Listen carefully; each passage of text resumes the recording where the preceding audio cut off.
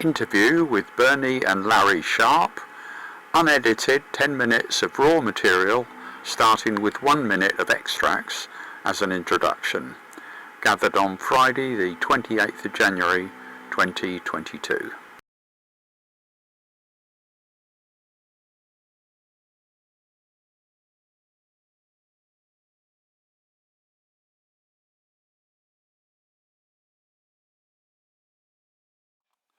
Yes, on with my cousin Larry, right?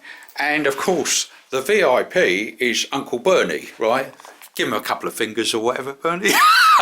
That's it. In a polite way. No, I didn't expect to do this. It was going to be a quick visit, but what came up is that, well, you could say no words, but a few people are important to me. One of them is my uncle, Bernie Sharp, as here in COVID times with cousin Larry. And I went over there and I've got a little interview. I didn't plan to do it, but it's basically a bit more from his.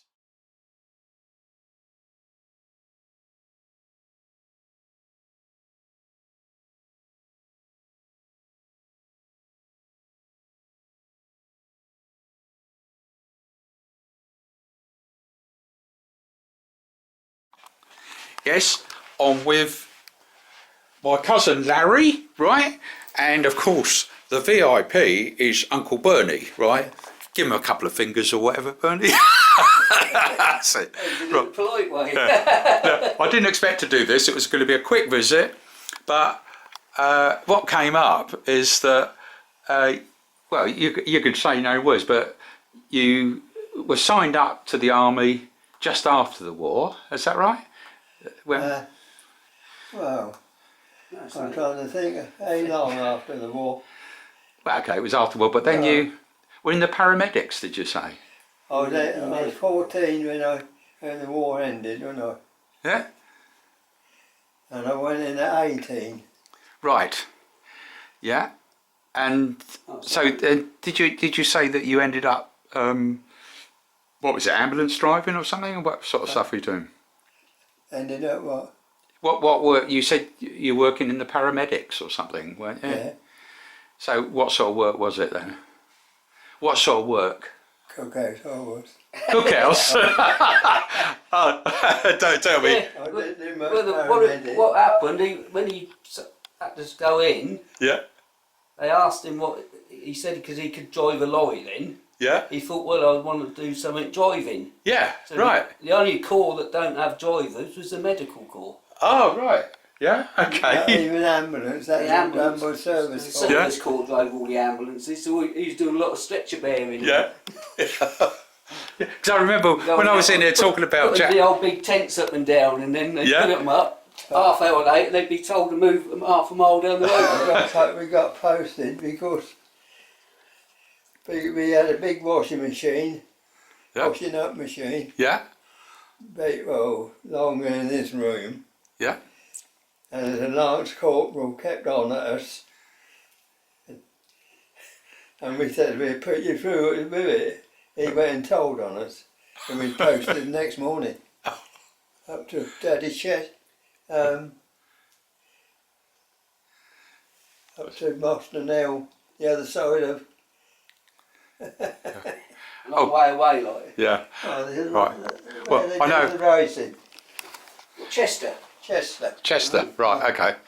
Right. I'm a very naughty boy because I was only going to come around here for a few minutes, and of course, as usual, I'm the one who's wittering away. And then what was mentioned is that that you'd had been spent a little bit of time. Was it Netley, the name of it? Yeah. That's only when I was. After that, we came out of the army. You had to do so many years. A fortnight for about 3 years. Right. And we went to Netley. Okay, so that's the military, well, was the military hospital near Southampton, which is just across the water from mates of ours. That's Victoria. And there's the, That's when it was set up, was it, under the times of Victoria? Yeah, that's what it was called, the Victoria Hospital. wasn't Oh, it? was Rather it? than- Yeah. Ah, now okay. it was just a park. Now. Yeah. Where I ended. Yeah, Yeah. right. Because I've been down there running. I did a race round Oh, there. okay. Oh, yeah, yeah. My cousin, he does a lot of running. Not anymore. But Yeah. I did a 10k down there. Yeah. Queen Victoria Hospital. Yeah. Okay, that's, On the Solent. That's right. like saying, during Yeah. the First World War, they Miles put a jetty long, out Yeah. and had the boats coming in, bringing all the Yeah, wounded in, right. straight onto the hospital line. Right. Well, I'm going to leave this one short now, right? Because so that we can talk about men's stuff, you know, like criticising women and all this sort of stuff, or whatever. I mean, that's the- And that so I'll do is I'll finish off with a quick flash around the room here. So this is one of the heroes in our family. Granddad, my granddad, Harold Sharp, and Granny Annie, and that was Auntie Vi. So that was, Bernie's spoken about his dad enough times, and I've got some of that on video. That's Harold, right? And a few other members of the family. We've done this bit before, and I don't know what bother to go too many round here at the moment. But anyhow, so that's it. So we'll say, right, bye-bye for now then. Okay? Okay? Thumbs up then, or whatever you like. Exactly, I agree with you. Right. Okay, all the best. Yeah. What did he come over? A few people are important to me. One of them is my uncle, Bernie Sharp, as here in COVID times with cousin Larry. And I went over there and I've got a little interview. I didn't plan to do it, but it's basically a bit more from his years after the war. That was in the army, so I put him in the category of an old soldier.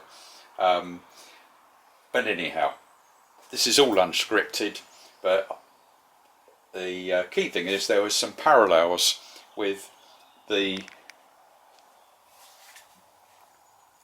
army career of him and June's father, late father, Jack Ponsford.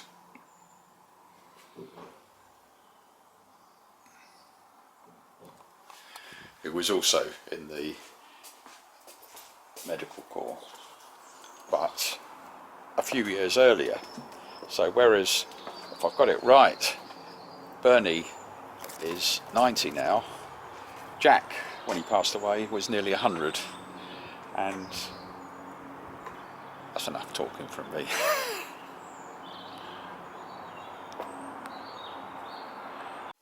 There are a few videos at the top of my family page. My dad passed away many years ago, another old soldier from World War II. Jack Ponsford's 80th party. Bernie talking about his dad and their shared passion for gambling, and the video about chatting to Uncle Bernie and cousin Larry about Bernie's dad, Harold Sharp. There's a DVD of that as well. It turns out that Bernie also spent some time working at the Royal Victoria Hospital near Southampton, and that's already on the Jack page, where it says that Jack and Ida met each other working there, and that's some earlier pictures there, but that's all on the Jack Ponsford page.